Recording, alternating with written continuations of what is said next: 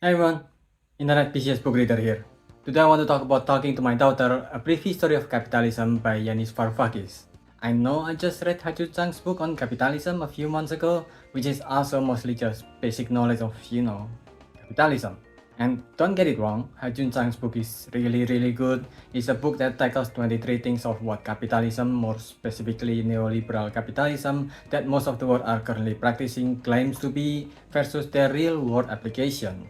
It's the difference between the walk and the talk of capitalism. But I do want to read more on the basic of what capitalism is because I want to be more confident in my knowledge of it. I've watched a few videos on it, but those videos and also mine in extension lose a lot of details that can be fundamental to our confidence in judging capitalism outside of the everyday proof we're seeing. That's where this book came in. The book is the author answering his daughter's question about inequality. Now, whether that conversation happened or not is not important because what is important is that this book is meant to be an explanation about the history of capitalism that is targeted to younger audiences. That's why the word capitalism itself is rarely used because apparently it's too big of a word for young people. I don't know if that's true, but I guess most adults I know also don't know what capitalism is, but I don't think avoiding the use of the word capitalism matters since the book also went into a lot of academic words for economies like commodities and even go as far as the ancient start of humanity where we use bargaining and how it turns into the first ever credit, debt and profit. Yes, credit system has existed even at the bartering era where you need to prepare some fruit to exchange for other fruit or some first, and developed further in ancient Greek. The credit itself is the amount of grain that the government owed you for your labor. The working class of that era, known as the serf, led a difficult life. You can Google what happened to good-looking boys and girls peasant if you want, but even with the harshness of their life, they do still have some rights as citizens of that nation. Lands and labors around those era and until early Great Britain history was not yet a commodity. Work and home are given to the people as long as they continue to pay their tax back then, which is usually a percentage of the crops they grew on the land. But after the rise of seafaring and global market, a group of people who named themselves merchants came out and equipped with ships and compass from China, they can travel long distances. And they managed to trade on a scale that makes most of these merchants richer than even the nobility. Jealous and insecure about their status, the nobles decided that if we cannot stop them, let's join them. This will be the first forming of the elites. And as usual with the elites, their first target is the working class, the serfs. They decided that the land that the working class are currently using is wasted on crops, so now the working class no longer have the right to the land that they are living in, and they lost both the place they live in and their work. Now, in a state of homelessness, the serfs start knocking on the doors of people who still have a home and ask for jobs. They now will work for the market, and using what they gain from those markets, they can then pay to rent on the housing that has become part of the market now. That was the origin of housing and labor becoming a commodity instead of the right of its people in modern history. That was the origin of landlords.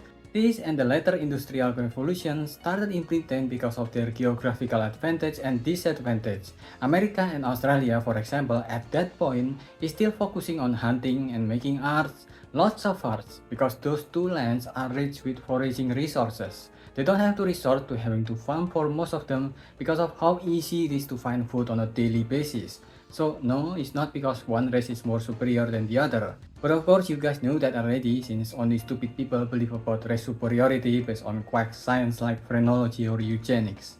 Then along with merchant and market, the concept of debt also came. Usually, credit and debt was counted after production and distribution, but because there are now people who aspire to also become merchant level of success, to get out of the rent hellhole, a new system was placed where this new entrepreneur was given money that they can pay back with interest. So debt came first before the guys have produced anything, let alone distribute them. The debtors usually come from the lord and nobles, but also sometimes from a new market called loan sharks. Because they cannot pay back what they owed because of many factors like rotten luck or interference from bigger businesses, they are turned into slaves. These are the first victims of debt in history. Meanwhile, as more and more people got into debts, the rich only grew richer. If that sounds familiar to you, it's because it is. The packaging may be slightly different and dare I say more sophisticated, but the practices are the same. Back then, there are incentives for the elites to cause people to go in debt and turn into slaves for free laborers. Nowadays, there are incentives for capitalist system to make people become homeless in order to make a minimum wage as minimum as possible. Because the more there are homeless people, the more desperate people are to get any job with any pay as long as it's a paying job. This is how debt becomes the fuel that keeps the world running. And this only got worse once those loan sharks become legit and name themselves banks. As you are aware, banks are supposed to be a service to keep your money safe, but it also provides debts for its customer using the money that they keep safe. After a certain period of time, houses become so expensive to buy with normal income, that's when debts once again become the band-aid to the crumbling economy. Mortgage become a thing where the rich give you opportunity to go into debt to buy a house, which then turn later into the credit card system. But a lot of these banks got too greedy and spent way too much of its customer money that they then lost because too much of the customer cannot pay their debts, causing the market to crash too. People lose their job and what was supposed to be their home, everything. And as the market crashed, the price of everything only go higher because of how unstable the market was. But banks are necessary at that time since the world at that point is running on debt already. It would simply stop working if banks don't exist. So the government stepped in and helped the bank out. Of course, the one that they help is only the bank, not its victim. So this enables the bank to become more daring in their practice of giving debts since they don't have to worry about going into debts themselves. They also give themselves with high salary for their hard work. High salary that is very inviting to government members that want to change their job from working at the government to banks. This, along with lobbying power and think tank groups, is how the current system can affect the policy of any countries with the same system as long as they have adopted capitalism. This is why you rarely heard of debt forgiveness in any country. The first and last time you heard this is maybe when China forgives 23 of Africa's debts in 2022. This system of policy making is not just affecting banks and debts, mind you, because a lot of other companies then turn into this system too. Climate change policy is affected by oil corporation and the forever war is affected by weapon manufacturer. Even tech companies is also responsible for paying to influence what policy a nation should take to their benefit. And that is the history of capitalism. But for a history of capitalism, it missed a big chunk of the largest band-aid that capitalism used to support itself, imperialism or Western imperialism.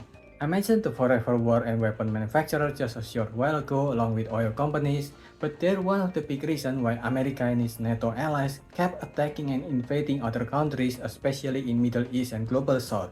There are many examples of this because it is a forever war, so it has been going on for, forever.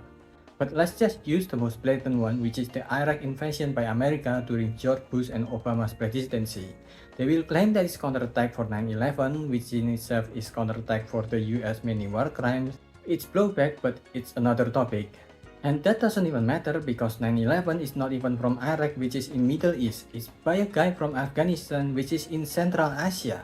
This is not a bug, it's a feature. It's not an anomaly, it is working as intended.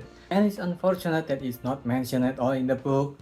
But despite missing crucial details like that, just like Hajun Chang's book, this author is also aware enough of how bad the current way of capitalism is going.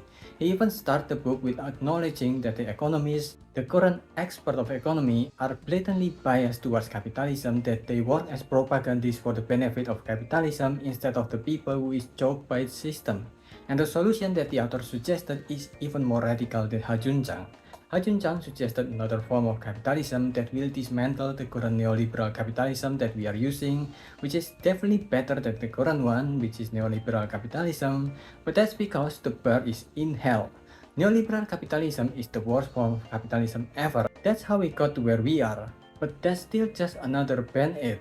Meanwhile, the solution offered in this book is closer to socialism, where the economy is done to support the collective, to support everyone, including the working class, and not the current individual free market that is just supporting the elites. And as for the purpose of the book, which is as an entry-level education for capitalism and how it came to be, I think it will be hard to find a better one than this. I highly recommend this book. I give this a 4.75. What do you think?